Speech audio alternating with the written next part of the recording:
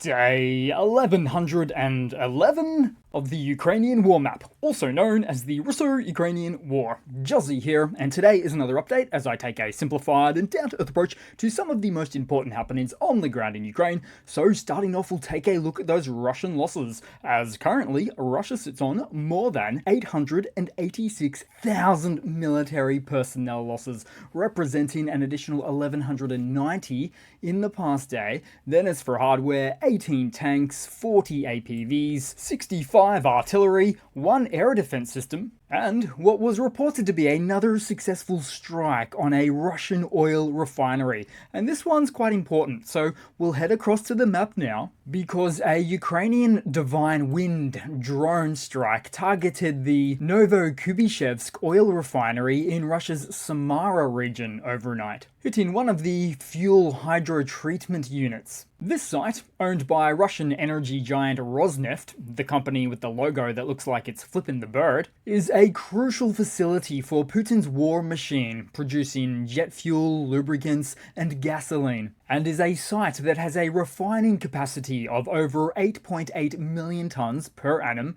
putting the refinery in the top 10 largest category for the country. While local authorities confirmed the attack, they downplayed the damage, stating no fires or significant harm occurred. So once again, the usual downplaying of events. And for a site that, well, this isn't the first time this key refinery has been in the crosshairs, with previous attacks in March of 2024. Almost an anniversary attack, if you will.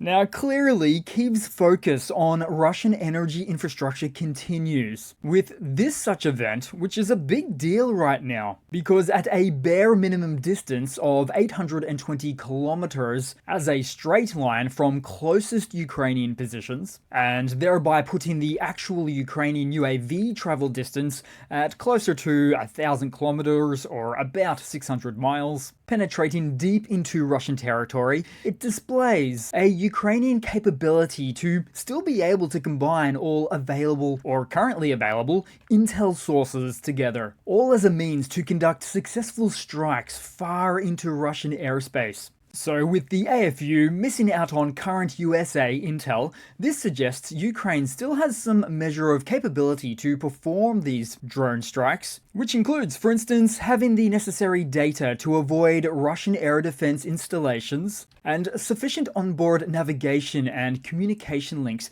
that enable or retain flight path adherence, all of which makes it quite an important latest development. Then on the map, and in a similar spirit, and just before that Samara event, there was an unsuccessful Ukrainian strike on a Russian oil depot 970 kilometers from the border into the Russian region of Chuvashia. Nonetheless, an occasion that was still notable, given the UAV's distance required to travel, but also showing some merit in precision, with the blast marks you can see right there. And it's also the first documented attack for this region. Neighboring Tatarstan, however, has experienced frequent drone strikes since the spring of 2024. But as for this latest news update, targeting a position never struck before, it does suggest some level of resilience in the AFU's ability to continue their campaign of disabling military assets deep inside of Russia.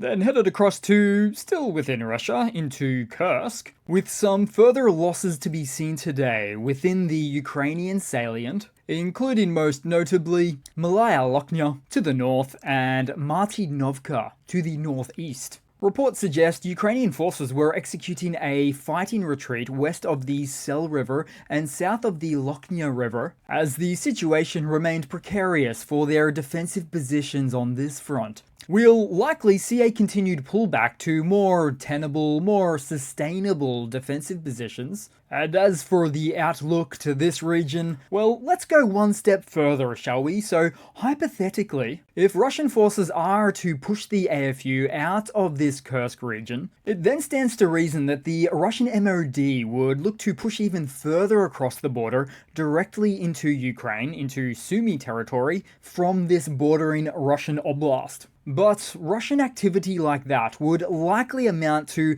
a mistake on the Russian MOD's part, a move based on ego, and a move that would entirely forget that Russia amassing 55 to 70,000 troops at this front in total had resulted in stretching their own resources thin, but done so as a means to dislodge this now 8-month embarrassment for the Kremlin. So with resources stretched thin, ultimately leading to these slower incremental creep gains in the Donbass and elsewhere for those Russian forces, and sometimes creep losses, as we've seen. In fact, I'll be showing you some further creep losses in just a moment. And a further question to this event might be, how direct a link is there between the deteriorating AFU situation for Kursk to the Trump administration pulling of aid and intel? Well, if we are to firstly ignore the closely tied time in between these two events, where aid was pulled on about the 28th of February, intel followed later, and here we are now on March 10. So to examine this front, an AFU-controlled Kursk has faced supply shortages for about this length of time, with their supply routes being under constant attack. We also know that between the opposing forces, Ukraine is outnumbered somewhere to the magnitude of 7-1 or 8-1.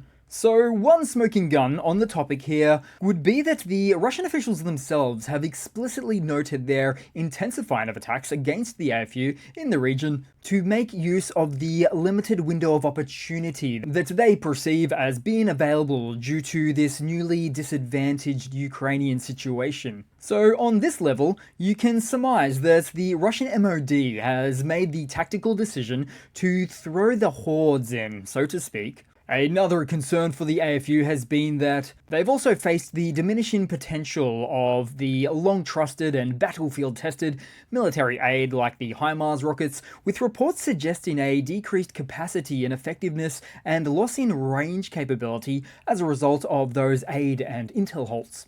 So there is a degree of nuance involved to determine the level to which the AFU has been affected. So one could say these recent events, losses in Kursk, you could not entirely attribute to a change in US policy, but it's also fair to say that it by no means has had zero effect either. Then headed across into the Ukrainian map, headed to the Kupiansk direction, as the Ukrainian Defense Forces regained positions near Sinkivka, just northeast of Kupiansk, and I'll show you the difference on the map swinging back and forth between the two. So there we have it. And is a land gain occurring after the AFU had previously forced the invaders out of their forward foothold position from about a week ago. What started as Russian-held moved to a grey zone, then finally liberated by the Ukrainians, culminating in a 7.87 square kilometer gain, coming after a separate 3 square kilometer gain just further northwest. Then headed down the map, no changes noted in Pokrovsk. However, we did see a damaged and disabled Russian T-80 main battle tank on this front, seen with a sophisticated, if not convoluted, cope cage installed on top, or better to call it ineffective, against Ukrainian attacks. Then headed further down the map as the Ukrainian Defense Forces pushed Russian forces back near to Berlatska on the Velika-Novosilka axis. Now, swinging back on the map from yesterday to today, you'll see not precisely a gain by the AFU, but nonetheless a loss of a few square kilometers for the invaders. Then to take a look around the map with a fair bit of activity, as AFU operators of the 413th OBBS, which is the separate battalion of Special Purpose Unit simply called RAID, that discovered and struck an enemy OSA air defense system, with the event happening in the Vuhledar direction. As for the OSA platform itself, it is in fact the oldest of its kind when it comes to Russia's vehicle-mounted short-range missile air defense systems. It was developed in the 1960s And although we do see other countries around the world occasionally operate older air defense systems, you generally find that those militaries have upgraded the radars, the munitions, and digitalized the control systems as a means of maintaining the platform's relevance. In contrast, it's been well documented that Russia, much more often than not, takes the quantity over quality approach, with the pulling out of older and older equipment along with their corresponding older munitions right out of those Soviet stockpiles. So this loss would be a perfect example of that as well, because why would the Russian military, once heralded as having the most advanced, most sophisticated air defense systems in the world, is now resorting to using one of their oldest available platforms that has actually been superseded about 3 times, with the Strela 10 after that, then the Tor M1, and then the really poor performing Pantsir S1 after that. And now we see, or we did see, the OSA deployed in one of Russia's most critical frontline battlefield roles. Of course, the reality here could be that it's less of a choice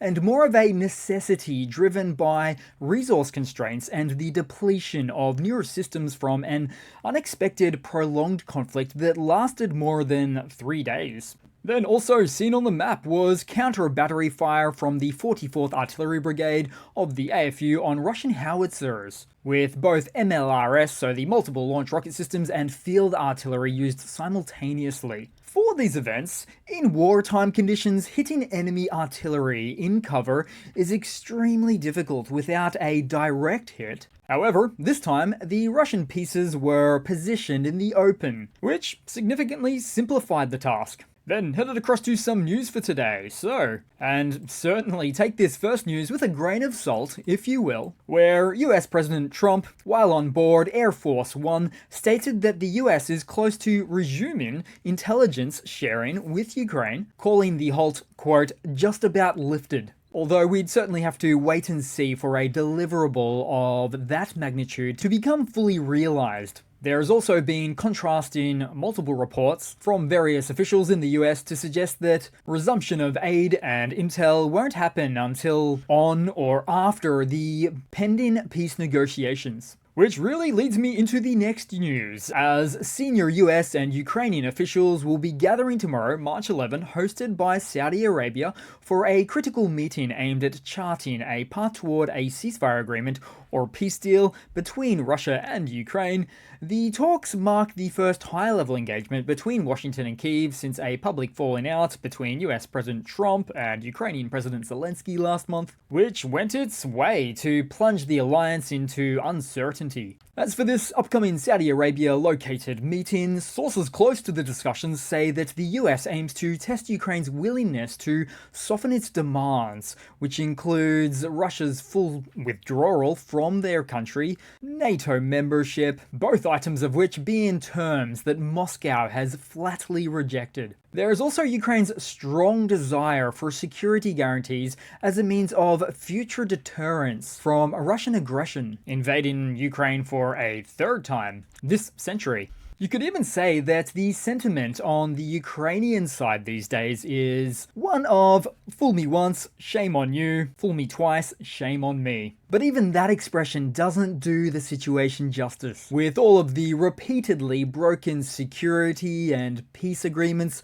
from Russia's side in the past as internationally recognized. And so for the upcoming meeting tomorrow, in parallel, the minerals deal granting the US access to Ukraine's rare earth deposits could also be on the agenda. It's also been said that for this upcoming meeting, US officials will assess Ukraine's readiness for what they term a realistic peace. An unnamed US official hinted at the underlying motives, suggesting that if Ukraine is only interested in restoring its 2014 or 2022 borders, it raises questions about their willingness to negotiate. Which is interesting, because if true, at what point exactly do you choose to stop appeasement to an aggressor nation that undermines your own sovereign borders? For Ukraine, do you stop them at the 2014 borders, or 2022, or 2025 borders? or even some future 26 or 27 borders when the invader keeps coming back to undermine your sovereignty. Most peace-oriented nations would argue for stopping the aggression right from the start, and standing resolute in their commitment to justice, with, of course, recognizing the international rules-based order. Also, for the event, Ukraine is considering proposing a partial ceasefire with Russia, specifically targeting long-range drones and missile strikes, as well as a cessation to military operations within the Black Sea. Seems fair and realistic, but also a very hard sell to the Kremlin, likely ready to flatly reject that sort of proposal as well. In any case, all eyes are watching to see if tomorrow's meeting can see both sides on the same page, and for the very meeting which could determine the recommencement of American military defense aid flowing back into Ukraine. Although even if this meeting does go well, best to set some more realistic expectations here on that front as well. Meanwhile, President Zelensky has noted that he was confident that the meeting with the US team in Saudi Arabia will be productive, also speaking on the matter to say, quote, "We will do everything to ensure Ukraine interests are taken into account as necessary." He also went on to state that Ukraine is doing everything to ensure that the frontline needs of the AFU are met, and that they're working with EU partners to cover shortages in supplies. Then some more news. Romania's Central Electoral Commission barred far-right pro-Russian candidate Georgescu from participating in the May presidential election rerun. Georgescu, who had initially won the annulled first round of the 2024 presidential election amid allegations of Russian interference, was disqualified for failing to comply with ballot regulations, such as not signing required financial disclosure forms, but that's really the least of the concerns for this candidate. And with the barring, Georgescu claimed on social media that, quote, "If democracy in Romania falls, the entire democratic world will fall." Which is a statement that doesn't carry a lot of credibility when coming from a pro-Russian candidate.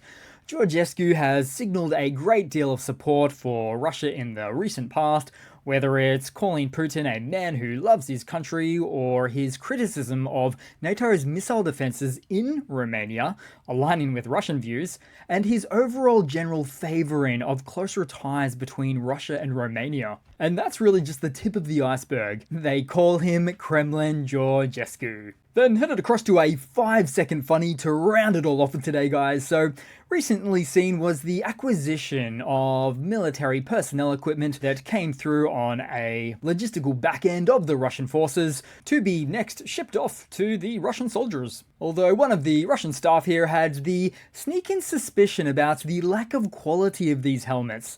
As such, taking a hammer to a helmet, and in doing so, revealing more cheap Chinese knockoffs spotted, resulting from the misappropriation of funding from Russian oligarch military contractors. It's really a frightening level of predictability from them. So that's it for today, guys. Thanks again for watching. Please continue to like, comment, subscribe, and I do hope to see all of you guys there in the next one. Cheers!